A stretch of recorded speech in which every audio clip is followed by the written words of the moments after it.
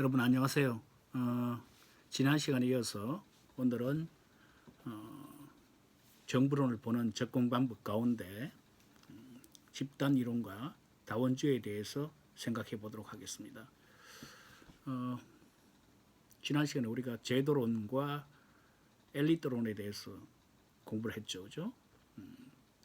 제도는 기본적으로 우리가 헌법에서 말하는 그런 어떤 여러 가지의 정부 구조라든지 조직, 그 다음에 각종 제도 관점에서 보는 거니까 사실 정치학적 연구가 공법학적 연구하고 헌법학이라든지 행정법 이런 것 같은 공법학하고 별 차이가 없는 연구라고 할 수 있겠고, 그 다음에 엘리트론이라는 것은 과거에 이제 나중에 우리가 좀 이따 배울 다원주의하고 대척점에 있는 것인데, 소수의 이제 권력 엘리트들이 모든 어떤 정치 권력을 독점하고 있고 그네들의 이 사회를 갖다가 좌지우지하고 있다, 그런 관점인데, 그것을 갖다 좀 다양하게 권력이 여러 사람들에 나눠져 있다, 이런 관점으로 간다면 이제 다원주의 관점이 되겠죠. 그러면 다원주의 그 전에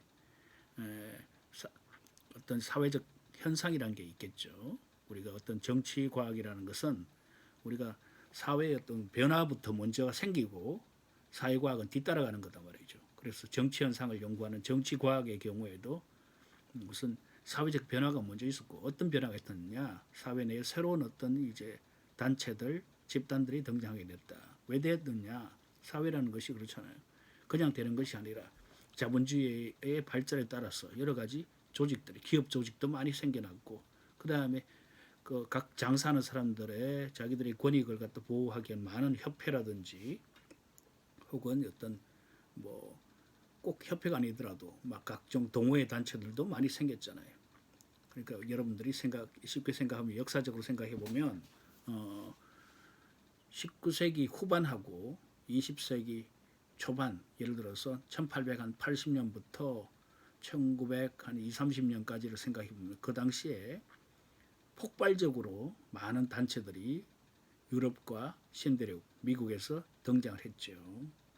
근데 그것이, 그 사람들, 그 단체가 있으면 단체가 왜 생기겠어요? 단체들은, 협회 뭐 이런 것들은, 각종 뭐 재단 이런 것들은 자기네들의 이익을, 거기에 관련되어 있는 사람들의 이익을 보호하기 위해서 생기는 거잖아요. 이제 그것이 바로 그 점에 정치학자들이 관심을 집중하게 되었고, 새로운 어떤 이제 정치 과정의 행위자로 집단이라는 것을 갖다 인식하게 되었다. 그리고 여기 집단 이론이라고, 그룹이라고 여러분들 가지고 있는 자료에 나오죠, 그죠? 그러니까 여기서 말하는 집단은 뭐냐? 어떨 때는 이익 집단, interest group, 혹은 압력 단체, pressure group.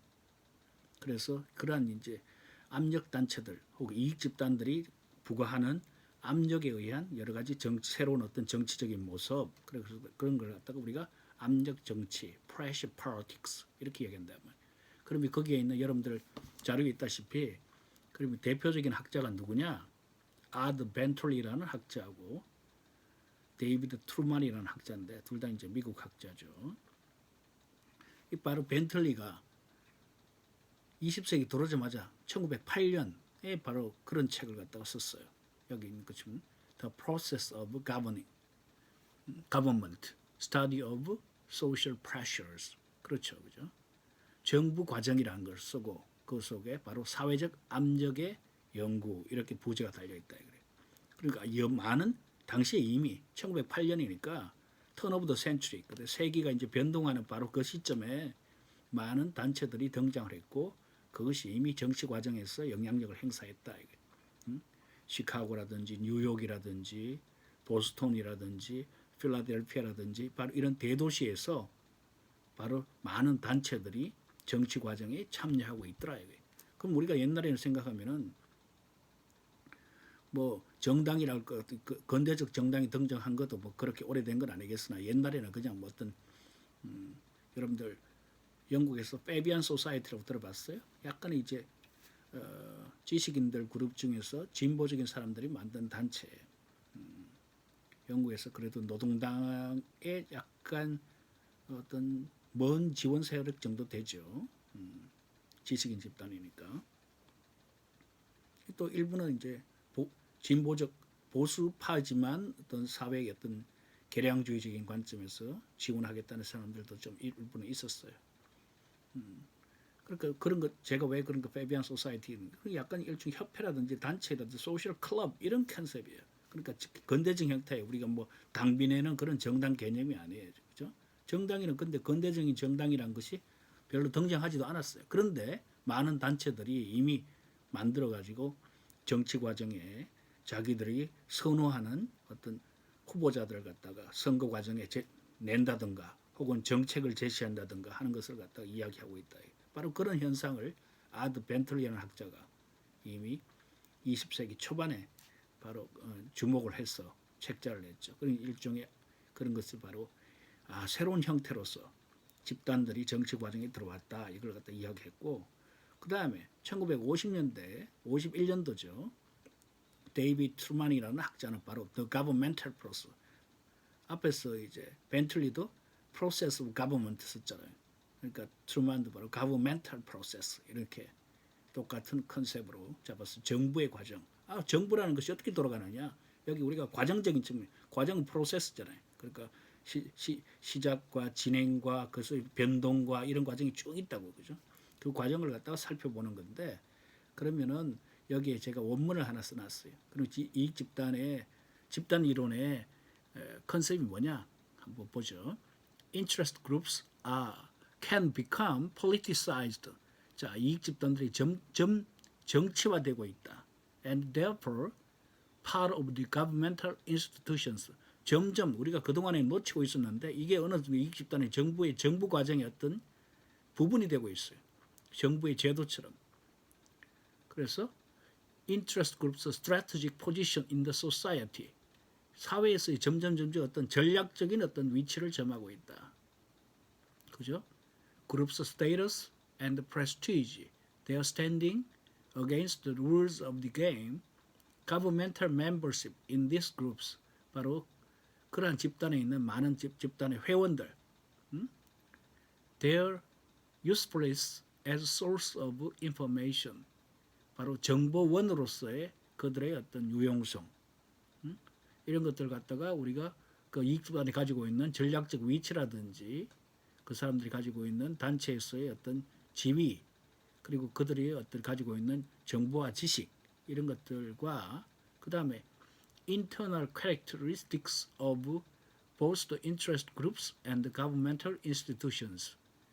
바로 그런 이제 이익 집단과 정부의 여러 가지의 구조, 부처겠죠. 부처와 각 기관들 간의 어떤 내적인 특징이과 그런 것들을 갖다 다룬다 이거예요. 바로 자, 그리고 인트레스트 그룹과 이익 집단과 정부의 여러 가지 기관들 간의 내적 특징이 affect the influence on governmental decisions. 정부의 결정에 중요한 영향력을 미친다 이거 말입니다. 자, 이익 집단과 정부 연결이 많은 이제 자료를 주고받고 그 다음에 회의 같은 데 같이 참석하고 이러면서 친분 관계도 생기고 서로 정보를 교류하고 또 일부는 이익 집단 가운데 나중에 또 선거를 통해 가지고 또 관료가 되기도 하고 정치인이 되기도 하고 합니다. 그죠? 물론 이제 선거를 통해서 관료가 되는 건 아니지만 정치인이 이제 추천해서 관료가 되기도 하고 들어오고 또 이제 또 정부에 공무원하고 있다가 또 이익 집단 또 나가요. 그러니까 사적인 어떤 관계들이 있어. 바로 그 점이 우리가 정치에서 자 정부에서 정책이 어떻게 만들어지고 집행이 되고 결과에 영향을 미치거나 우리가 정부의 과정을 갖다 들여다볼 것 같을 때 바로 그 점을 놓치면 절대 안 된다 이 말입니다.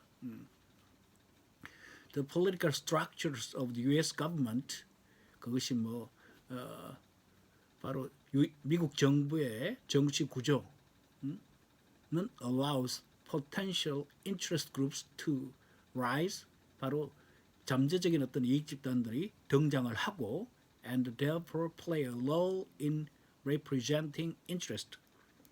미국 사회 자체가 단체 만들어 그 자유다 이거예요. 단체 만드는 거. 그 다음에 자기네들이 또 정치 활동 자기들이 이익을 위해서 정치 활동하는 것도 자유예요. 바로 그렇게 미국 사회 정치 구조 자체가 이익 집단들이 자연스럽게 등장을 하고 실제로 활동을 미치고 하고 있는 현상이 목도되었다. 누가 바로 벤트로라든지 트루만이라든지 이런 사람을 대표로 하는 정치학자들의 눈에 그래서 새로운 어떤 집단들이 등장이 되었구나. 집단이라는 변수를 새로운 어떤 정치 과정의 중요한 행위자로 봐야 되겠구나 하는 사람 생각들이 학자들 사이에 어떤 이제 자리 잡게 되었다 입니다. 그러면 저 여기서 말하는 집단이론은 기본적으로 왜 집단이론이 중요하냐? 바로 앞에서 말은 그동안의 기존의 어떤 메인스트림이라고 말할 수 있는 주류적인 사고가 있던 어떤 정부의 구조 이런 걸 갖다 이야기하고 있던 바로 제도론에 대한 비판을 갖다 담고 있다. 왜냐하면 앞에서 우리가 제도론은 굉장히 있는 그대로 헌법이라든지 규칙이라든지 이런 데 문서에 써 있는 그대로 하기 때문에 상당히 이제 정태적이라는 그런 이야기 했죠. 그죠?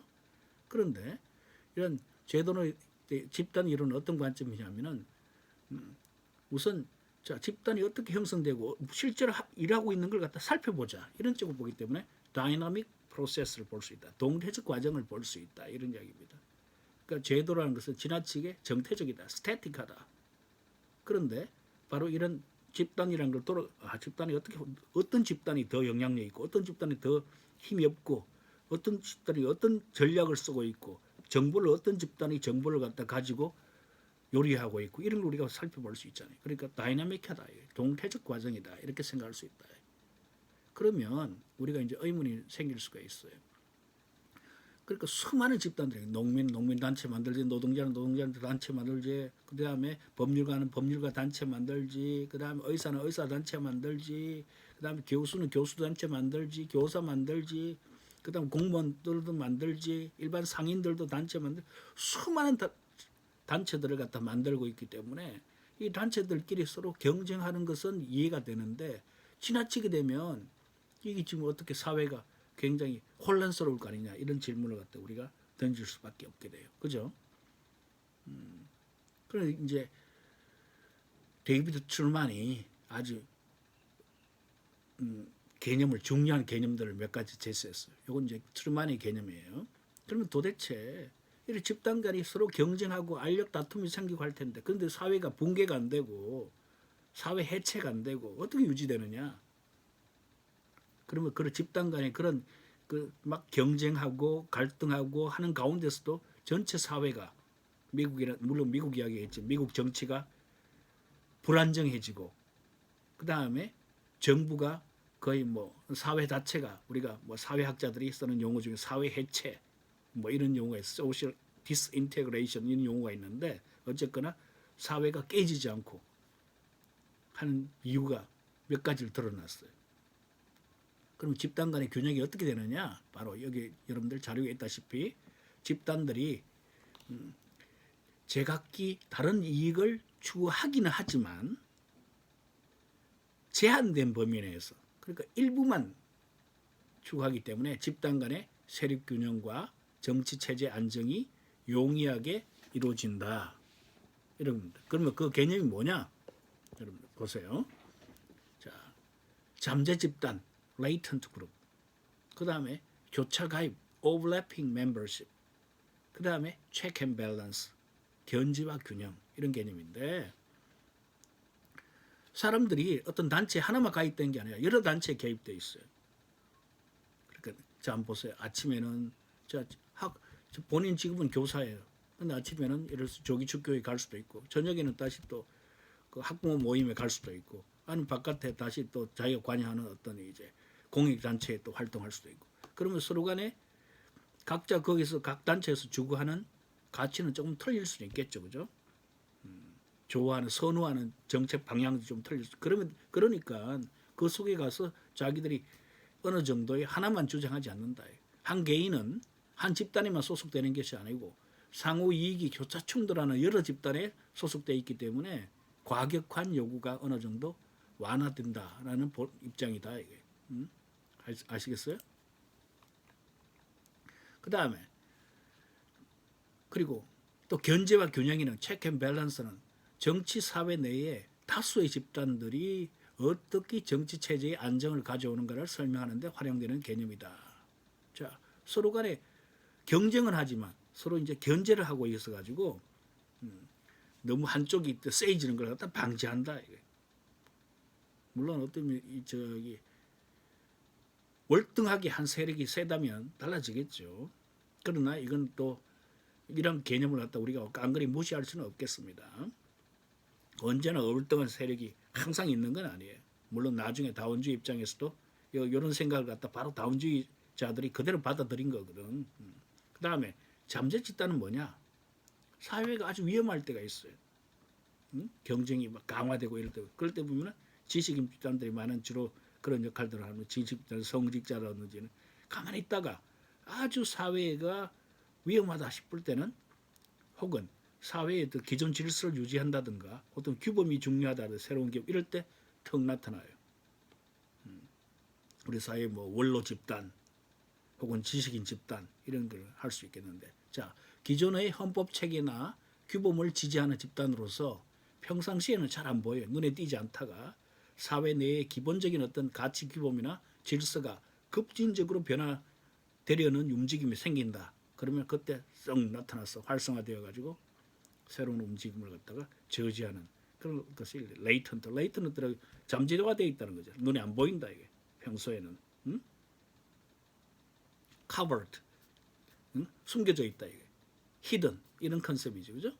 그래서 그러다 어느 순간에 위기 시에 턱 나타나서 사회를 갖다 안정적인 역할을 한다. 물론 이걸 가지고 그게 바로 보수적인 집단 아니냐, 특권을 유지하려고 하는 거 아니냐 이런 비판을 가할 수 있는 여지는 조금은 있긴 했겠습니다. 그러나 그 사회가 붕괴되는 것보다는 붕괴된다는 것은 어떻게 될지 모르죠. 사회가 완전히 변혁이 된다. 이거는 거의 혁명적 상태죠, 그죠? 어쨌거나 그런 상태가 아니라면 사회는 어느 정도 안정이 돼야 되는데 그런 측면에서는 이제 잠재 집단이 역할을 갖다 한다. 자, 이와 같이 집단 이론은 정부의 어떤 기본적인 과정을 집단 간의 상호작용이라는 관점에서 이해하고 나아가서는 통치 현상에 관계된 거의 모든 현상을 이러한 집단들의 정치 활동, 행위로 파악하려는 어떤 설명 이론이다. 이렇게 생각합니다. 그러면 자, 그전에는 제도만 생각했는데 이제 집단이라는 변수를 갖다가 가지고 왔어요. 그죠? 물론 엘리트도 하나의 집단입니다. 그죠? 그러나 이제 엘리트라는 건 권력을 갖다 누가 가지느냐만 생각했고 이건 이제 소위 말하는 이제 정치 권력자 그 당시 엘리트라는 것은 주로 정치 권력자 입장을 갖다가 게타나 모스카라든지 빌 프레드 파레토라든지 이런 사람들은 정치 권력자를 주로 생각을 많이 했고 물론 시 라이트 밀즈는 군산 복합체 이런 컨셉으로서 조금 이제 개념을 달리하긴 했습니다만 여기서 집단은 새로운 형태의 많은 단체들도 이미 정치 과정에 들어와 있고 어느 정도 힘을 가지고 있다는 것을 갖다 강조하고 있어요. 그러면 이러한 이제 비판 이론의 집단 이론에 대한 어떤 문제점은 뭐냐? 이것을 갖다 한번 비판적으로 한번 검토를 해보자.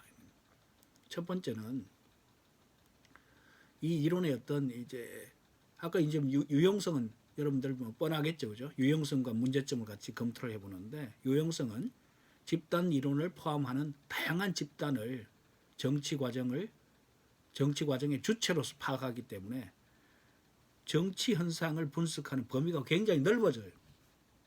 그죠? 포괄적인 우리가 연구를 할 수 있다. 그동안에 사실은 거기 변수가 안 됐잖아요. 정치 과정. 어떻게 정부의 부처 구조가 정부의 권력 구조가 어떻게 되어 있다. 누가 권력을 가지고 있다. 그 다음에 권력을 갖다 행사하는데 한계가 있다. 왜? 헌법에다가 법률에다 딱 정했으니까 그 법률과 헌법 같은 그런 것만 보면 된다 이거예요. 각국을 비교하는데 법률이 어떻게 되어 있다 이런 것만 봤다고. 그래 현실은 안 그렇잖아요. 그 법이란 건 누가 만들어요? 사람들이 만들잖아. 정치인이 만들잖아.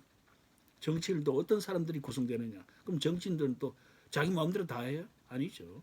물론 선출되고 혹은 옛날엔 전통사회에서는 그냥 신분으로 그냥 정치인이 된 거지만 많은 사람들이 정보를 받잖아. 그러니까 현대사회가 점점점 되면서 바깥에서 오는 정보가 여러분들 국회의원 되면 국회의원 마음대로 하는 것 같아요? 아니잖아요. 국회의원 사무실에 수많은 사람들, 국회의원 자기가 만나는 사람도 있고 자기를 후원하는 사람도 있고 수많은 사람들이 단체에서 정보를 갖다 주잖아. 그걸 가지고 의회에 가서 국회에 가가지고 자기가 청문회 하거나 혹은 대정부 질문하거나 할 때 자기가 그대로 쓰는 거잖아요. 또 혹은 그 사람들 단체에서 만들어준 걸 갖다 자기가 또 읽어보고 검토해가지고 좀 고쳐가지고 법안으로 제출하기도 하고 이와 같이 압력 단체들이 혹은 이익 집단들이 영향을 미친다.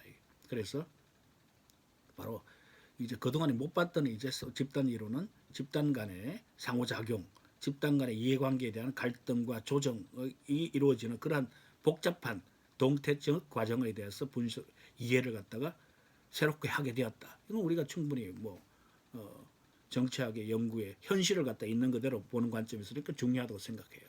두 번째, 그런데 그렇다면 문제는 뭐냐? 자, 기억, 니은 두 개를 해놨네요. 그죠? 정부를 다원적 정치 체제에 존재하는 다양한 이익 집단들이 활동할 수 있도록 그 조건들을 만드는 역할을 하는 조직으로서 파악을 하고, 그렇게 정부를 하나의 여러 가지 단체들이 활동하도록 하는 하나의 오가니제이션으로서 파악을 하고, 정부의 기능을 집단관계 이익을 조정하고 집단 간의 타협과 결과를 집행하는 것으로만 이용하로서 정부의 역할을 갖다 좀 무시한 측면이 있다. 정부는 많은 단체들이 활동하는 어떤 조직체, 오가니제이션 혹은 아렌나, 활동의 장, 아렌나라고만 생각한다. 폴리티컬 액터들이 활동해라. 그런 장소로서, 공간으로서만 활동하고 정부는 없는 것처럼 보이는데 전혀 아니죠. 그죠? 바깥의 단체들도 활동하고 또 정당들도 있지만 정부도 그 자체가 굉장히 큰 역할을 해요. 바로 그 부분 정부도 또 하나의 인트레스트 그룹이라는 생각을 갖다 살짝 놓친 거야. 나중에 정부도 중요한 인트레스트 그룹이라는 관점에서 접근한 것이 또 뒤에 나와요. 그것이 이제 나중에 이야기하겠지만 관료 정치론, bureaucratic politics theory라는 거예요. 정부의 각 부처도 여러분 우리 정부 그럼 다 한통속인가? 아니야 전혀. 자기들끼리 싸워. 기재부 입장하고 틀리고 산업부 입장 틀리고 복지부 입장 틀리고. 여러분 자 보세요. 복지부는 돈 쓰자 그러잖아. 지금 같은 상황에서. 근데 기재부는 재정 건전성을 하기 때문에 세입이 얼마나 들을 거고 앞으로 우리가 세출을 어떤 계획을 수립해야 되고 그다음에 예산을 정부에 투자하는 투자 배분은 어떻게 돼 있어야 돼. 이런 거 따지기 때문에 기재부하고 복지부가 틀리죠. 또 기재부 내에서도 틀려. 기재부가 어떻게 기획재정부잖아. 옛날에 경제기획원하고 기획 기능을 담당하던 데하고 재무부는 금융이라든지 재무 이런 것 돈을 갖다가 이제 모으는 세제시를 통해서 국세청 통해서 돈 모으는 기관이 있고 자 돈이 주머니에 들어와야지 돈을 쓰지 이런 입장을 가지고 있고 여기는 이거 해야 돼. 돈을 먼저 써야 돼. 이거부터 생각하는 사람 자기들끼리 또 싸워요. 기재부 내에서도. 예산실하고 기획 기능을 담당하는 분야하고 그다음에 세제를 담당하는 부서가 또 싸워요. 기재부 내에서도. 그죠? 그다음에 굉장히 복잡합니다. 그러니까 모든 것을 정부를 또 우리 행정학도들의 강점이 뭐냐? 대부분의 다른 학도들은 그냥 정부는 다 정부 그러면 다 하나라고 생각해. 한 통속, 원 유니티. 우리 행정학도들은 그렇게 생각 안 하죠. 훨씬 더 구체적으로 생각하죠. 정부는 그 속에 복잡한 많은 작은 단위들로 구성된 또 하나의 큰 조직인데 그 속에 수많은 작은 조직들로 구성되어 있어. 자기들끼리 또 상호 경쟁하는 그것이 바로 관료 정치 이론이네. 그런 관점에 그러니까 여기 집단 이론이 정부 내로 좀 더 들어갔죠. 근데 지금 말하는 초기 집단 이론은 바로 정부도 또 하나의 큰 어떤 정부의 역할 아니 집단 비슷하게 하는 정부의 역할을 갖다가 놓친 부분이 있다. 두 번째, 이 집단 이론은 미국과 같은 사회에 딱 맞는 거다. 다원화된 사회. 다원화됐다는 거예요. 권력이 한 사람이나 소수에게 있지 않아요. 여러 사람이 돼 있어. 권력의 소스도 다양해. 이것이 다원화된 사회예요. 그죠? 정치적인 관점에서는 권력이 나눠져 있다는 거. 사회적인 관점에서는 수많은 사회의 권력 원천들이 나눠져 있다. 사회가 옛날에 똑같은 사회적 가치가 하나밖에 없다가 점점 다원화됐어요. 여기에는 이제 굳이 이제 우리가 다원주의를 바로 뒤에 나오기 때문에 그때 설명을 하겠지만 다원화된 사회 체제를 전제로 하고 있기 때문에 미국의 정치 체제를 분석하는 데는 매우 유용할 수가 있겠지만 집단적 성격이 강한 여타의 예를 들어서 개발도상국가라든지 그다음에 농업 부분이 센 나라라든지 혹은 아직도 왕조 체제를 유지하고 있는 나라라든지 전통사회 힘이 센 나라들 이런 데에서는 좀 안 맞겠죠, 그죠? 상당히 모던화해서 근대화되어 있고, 그 다음에 정치 권력이 다원화되어 있고, 사회적인 가치 체계라는 것도 굉장히 다양하고, 디버시티, 다양성이 중요시되는 그런 사회에서 잘 맞는 이론이겠죠, 그죠? 그런데도 사회가 파국이 잘 안 일어나는. 우리나라는 굉장히 어때? 우리나라 이제 다운화된 사회라고 할 수 있어요? 어느 정도는 그렇겠죠, 그죠? 벌써 한 25분 됐네요. 일단은 제가 집단 이론은 여기까지 끊고 새로 다원주의는 새로운 어떤 동영상에서 찾아뵙도록 하겠습니다. 그럼 여기서 마치도록 하겠습니다. 네, 수고했습니다.